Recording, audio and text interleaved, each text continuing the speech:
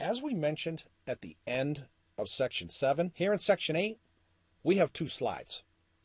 But they are very detailed, and as you can see, hopefully, very visual slides.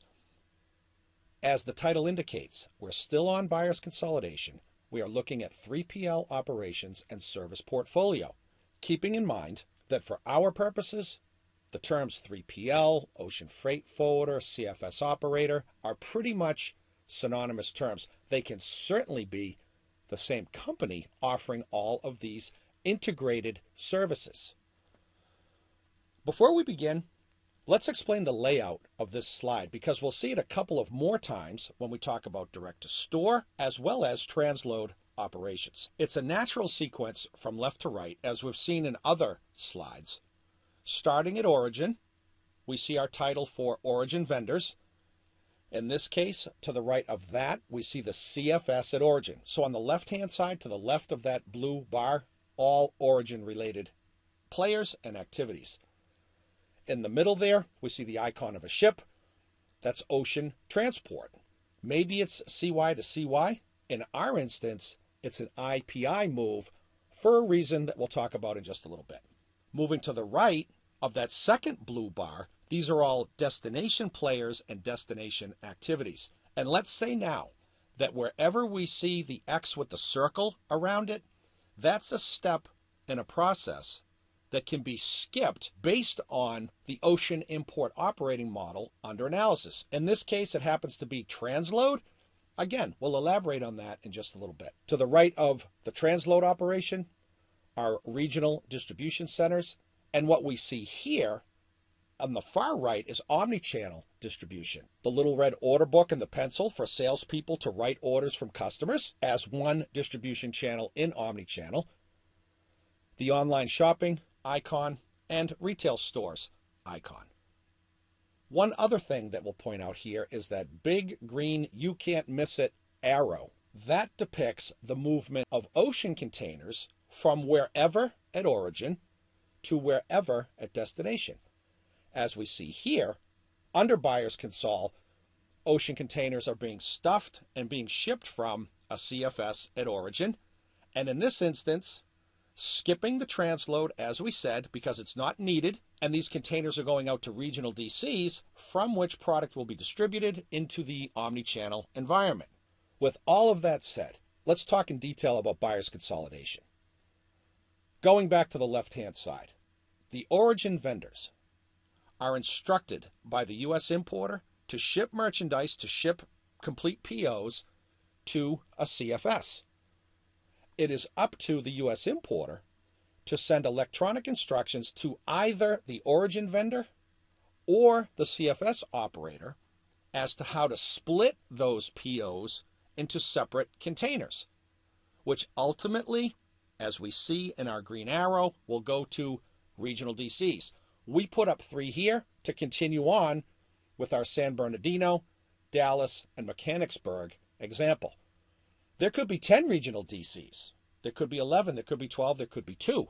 We're just being consistent and using 3. It's very important to point out that the instructions on how to split these purchase orders, the merchandise under purchase orders, the instructions on how to split them either have to be provided to the vendors before the goods get to the CFS or to the CFS operator after they get to the CFS. In the next section, we're going to go into detail on the differences between the two. We want to point that out now. That is really, really important.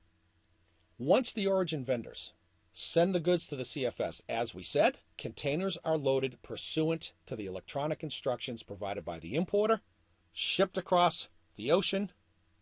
We skip destination. In our case, it's an IPI move, and the containers, while they should be cleared at the first port of arrival, are then moved under the same bill of lading, an IPI move that we talked about earlier, to each regional DC.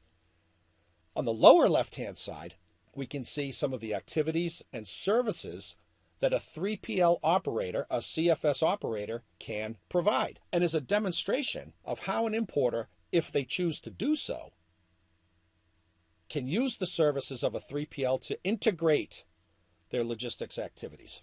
What do we have? Far left-hand lower corner, the 3PL offers PO management services. We've talked about that a bunch of times.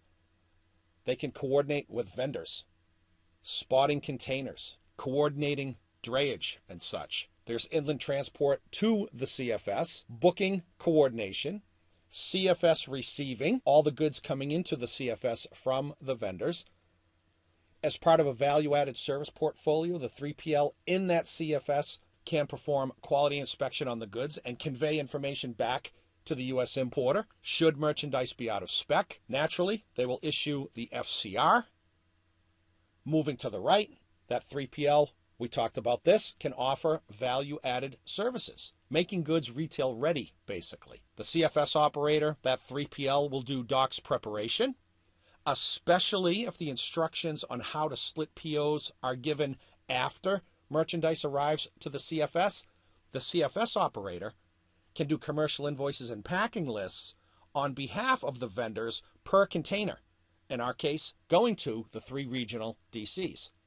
They will do the container loading, port drayage, export clearance, AMS and ISF filing.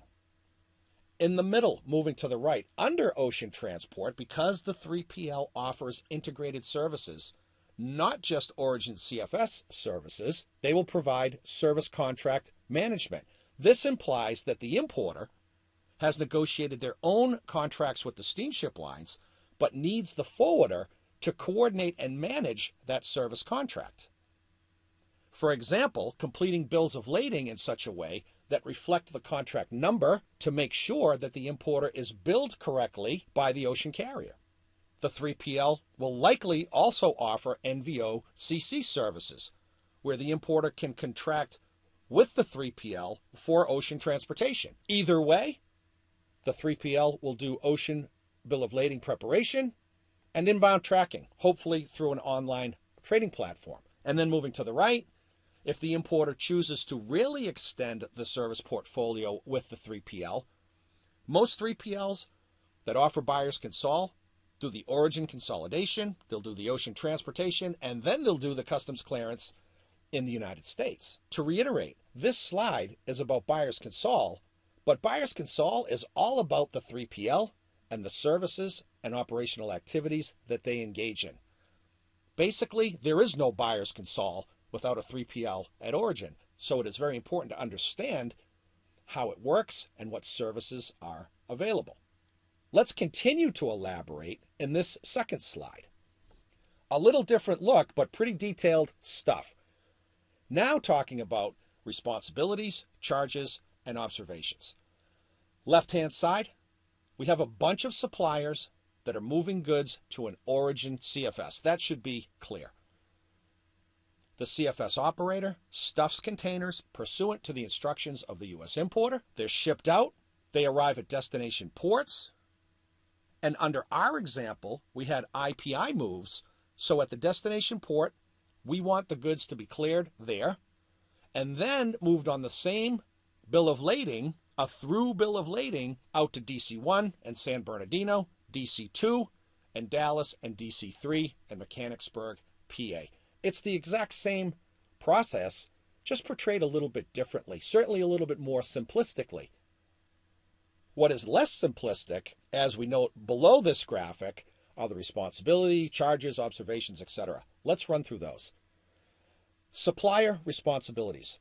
They have to segregate the cargo per importer instructions. The importer might say, that PO with 50,000 units of one item on it, just send it all to the CFS and we'll take care of it from there. Or the instruction might be, create documents for a certain amount going to Dallas, a certain amount going to Mechanicsburg, a certain amount going to San Bernardino. That's the situation where the split instructions are provided to the supplier before the goods arrive at the origin CFS. Again, we'll talk more about how that works in the upcoming section. Commercial docks preparation, to reiterate that point, has to be per the importer instructions. Supplier has to get the goods to the CFS, and if the supplier wants to get paid, they need to receive a forwarder's cargo receipt.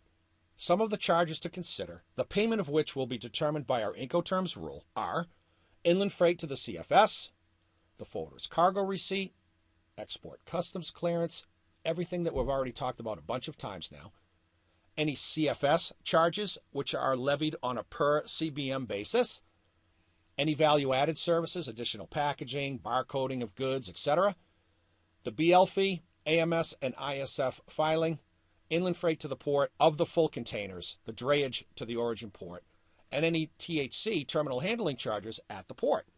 Observations, and we have a bunch of them.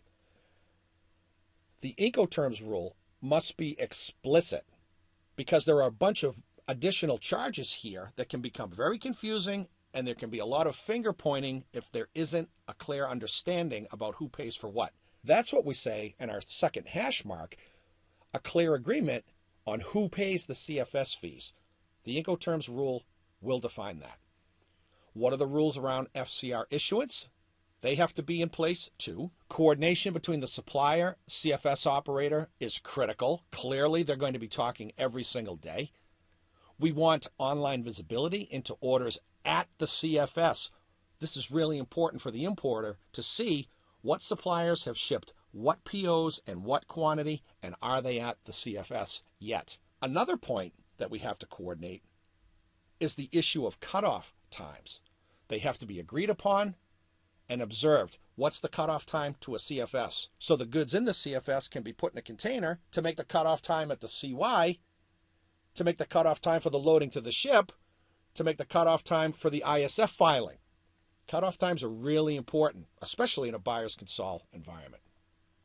Some other observations. The responsibility for preparation of commercial docs must be very clear. This is that whole, are the split instructions provided to the vendors before goods get to the CFS, or are they provided to the CFS operator, and then who has to create the docs based on the split instructions for containers going to DC1, DC2, DC3. We'll talk more about that in the upcoming section.